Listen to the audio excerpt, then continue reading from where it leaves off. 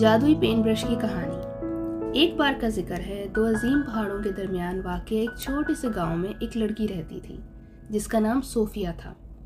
Sophia अपने गांव में एक गैर मामूली फ़न के लिए मशहूर थी। वो अपनी पेंटिंग से रंगों को ज़िंदगी बख्श देती थी और इसकी तख्लीकात देखने वालों को महसूर कर देती थी। एक दिन सोफिया ने गांव से बाहर जंगल में गहरी जस्तजू की।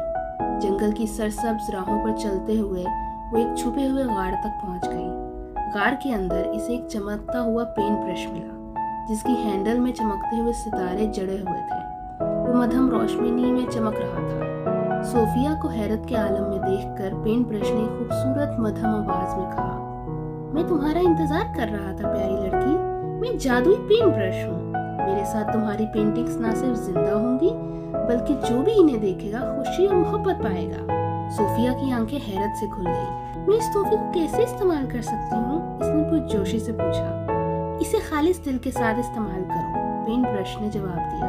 मेहरबानी और सखावत के साथ तख्लीक करो और तुम जहाँ भी जाओ रोशनी और मोहब्बत फैलाओगे। सोफिया ने वादा किया कि वो पेन ब्रश को दानिशमंदी से इस्तेमाल करेगी और खुशी के साथ अपने गाँव लौट गई। शाम को इसने गांव के चौक में खूबसूरत फूलों के लिए मैदान की पेंटिंग की।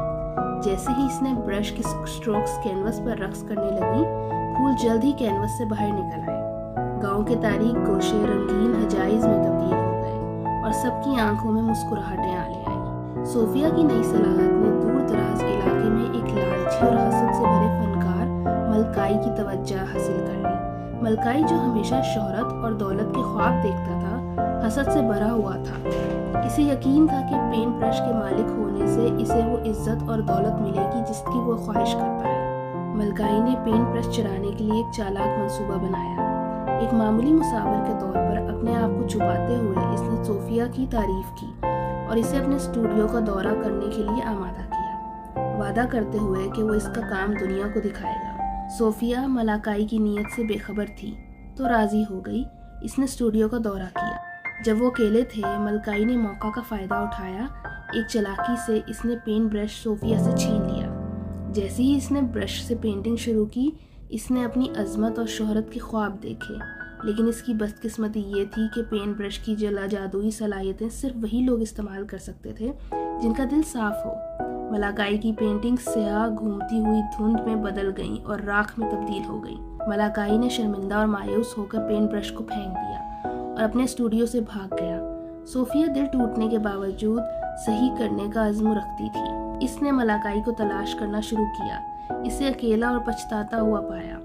सोफिया ने हमदर्दी के साथ इसके पास पहुंचकर कहा, पेन ब्रश का जादू सिर्फ तभी काम करता है जब इसे खुशी और मेहरबानी फैलाने के लिए इस्तेमाल किया जाए। मैं तुम्हें माफ़ कर देती हूँ। हकीकी फ़न दिल से आता है और जादुई आलात से नहीं। मलकाई इसके अल्फाज से मुतासिर हुआ और अपनी गलतियों का एहसास किया। सोफिया की रहनुमाई में इसने फ़न की असल मकसद को समझा। उन्होंने मिलकर दिलकश फ़न पारे तख्लीक किए जो दुनिया की खूबसूरती और लोगों की खूबियों का जश्न मनाते थे। इनकी पेंटिंग्स ने गांव वालों को यकजा किया और एक कम्युनिटी और गर्मजोशी का एहसास फराहम किया। वक्त के साथ गांव सोफिया और मलकाई की फ़न की तासीर से फैलने लगा। वो फनकार जो कभी हसद में डूबा था, अब गांव का महबूब रकन बन चुका था और सोफिया की मेहरबानी ने इन सब की जिंदगियों को छू लिया। जादुई पेंट ब्रश जो सोफिया के स्टूडियो में आराम कर रहा था, खुशी और मोहब्बत फैलाने की ताकत का अलामत बना रहा था। इस कहानी से हमें ये सबक मिलता है कि मेहरबानी और सखावत सबसे गुदगर्ज दिलों को भी तब्दील कर देती है।